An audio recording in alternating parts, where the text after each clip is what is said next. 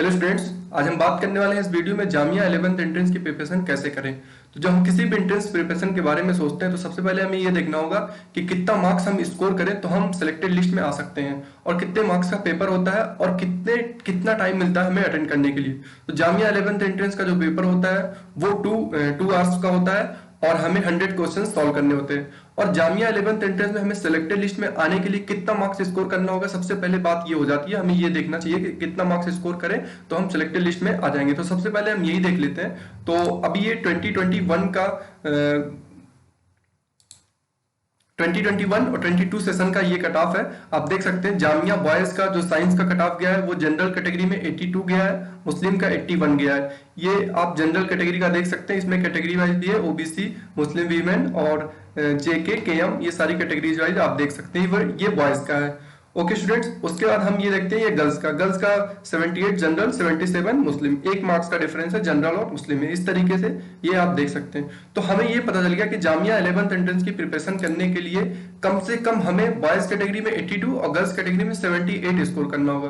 तो अब हम जब भी 11th एंट्रेंस प्रिपरेशन के बारे में सोच रहे हैं तो हमें एक टारगेट फिक्स करना होगा कि हम उस टारगेट को कैसे कंप्लीट करें। तो आप देख रहे हैं कि 82 मार्क्स मतलब लाना पड़ रहा है इसमें 11th एंट्रेंस में, गर्ल्स को 78 मार्क्स, यानी कि हमें कम से कम टारगेट करना होगा 90 प्लस। अगर आपने टारगेट 80 किया तो फिर कभी भी नहीं ला सकते हैं आप 85 या 82 83 मार्क्स अगर आपने टारगेट किया तो आप कभी भी नहीं ला सकते उतना मार्क्स को। कम से कम आपको टारगेट करना होगा 90 प्लस, या फिर आप टारगेट करें 95, कम से कम इतना टारगेट करें, तब जाकर के आप 82, 85, 86 इस तरीके से आप मार्क्स ला सकते हैं। तो आप जब भी प्रिपरेशन स्टार्ट करें आप अपना टारगेट फिक्स करें, कम से कम 90 प्लस लाना है, वो भी श्योर एकदम। ये नहीं कि मतलब 90 सोच रहे हैं और पता चले फिर जब तैयारी कर रहे हैं और जब पेपर में आए तो फिर 80 से कम आ जाए। तो आज हम बात करने वाले हैं कि किस तरीके से आपको अपनी मिस्टेक को दूर करना है। क्योंकि क्या होता है, बहुत से स्टूडेंट्स, सारे स्टूडेंट्स पढ़ते हैं लेकिन सिलेक्शन उसी को मिलता है जो सबसे कम गलती करता है। तो गलती कम करने के लिए क्या करना होगा उसके बारे में आज हम डिटेल में बात करते हैं। तो सबसे पहले क्या करना है, हमें जामिया का सिलेबस देख लेना है 11th एंट्रेंस का कि सिलेबस क्या है। उसके बाद क्या करना है, सिलेबस देख करके उस सिलेबस को पढ़ाई करना अच्छे से, सिलेबस कंप्लीट करके जितना भी टाइम लगता है आपको आप अपने हिसाब से देख सकते हैं। अगर आप कोचिंग नहीं कर रहे हैं तो आप सेल्फ स्टडी कर रहे हैं, आज हम स्पेशली सेल्फ स्टडी की बात करेंगे। अगर आप कोचिंग कर रहे हैं तो बहुत अच्छी बात है, लेकिन कोचिंग के साथ साथ आपको भी ये चीज करनी पड़ेगी जो मैं आज बताने वाला हूँ। तो सबसे पहले क्या करना है, पूरे सिलेबस को कवर कर लेना है अच्छे से, और सिलेबस कवर करके क्या करना है आपको, जामिया का प्रीवियस ईयर पेपर अगर आप चैप्टर वाइज मिल जाता है तो चैप्टर वाइज सॉल्व करें। चैप्टर वाइज सॉल्व करके, चैप्टर वाइज से क्या होगा कि आपको पता चलेगा कि इस चैप्टर में आपको ज्यादा प्रॉब्लम हो रही है। अगर किसी स्पेसिफिक चैप्टर में ज्यादा प्रॉब्लम हो रही है तो उस चैप्टर को आप दोबारा से पढ़ करके एंड देन आप क्वेश्चन को सॉल्व करें।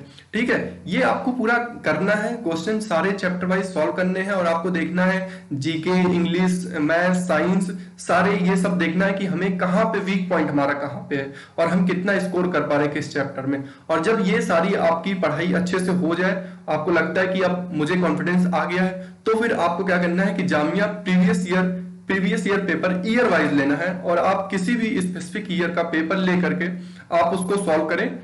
2 आवर्स के अंदर आप सॉल्व करके देखें कि आपका कितना क्वेश्चन सही हो पा रहा है।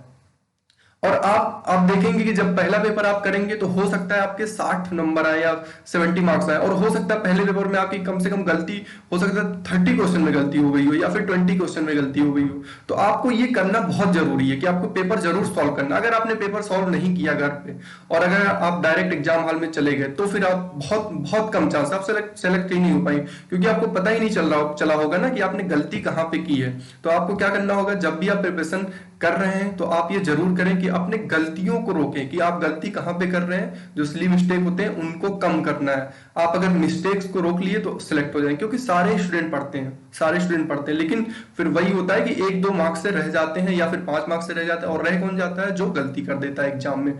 ठीक है स्टूडेंट, तो आपको क्या करना है कि आपको पूरी तरीके से पढ़ाई कर लेनी है अच्छी से। उसके बाद आपको ईयर वाइज, चैप्टर वाइज तो पेपर लगाना ही लगाना है पहले, उसके बाद ईयर वाइज भी लगाना है। ठीक है, और ईयर वाइज लगा करके आपको देखना है कि आप कहां पे गलती कर रहे हैं, और क्वेश्चन 2 घंटे में सॉल्व कर रहे हैं। उसके बाद देखें आप कितना क्वेश्चन कर पा रहे हैं, एंड देन गलती कहां पे हो रही है उस मिस्टेक को आप दूर करिए।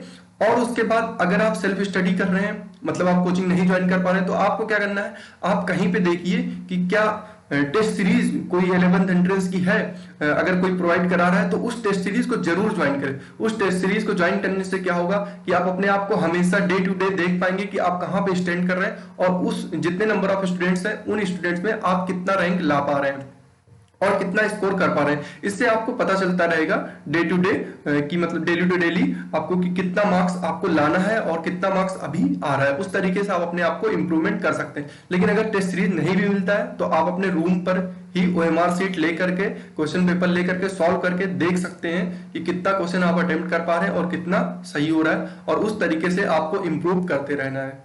Okay students, thank you.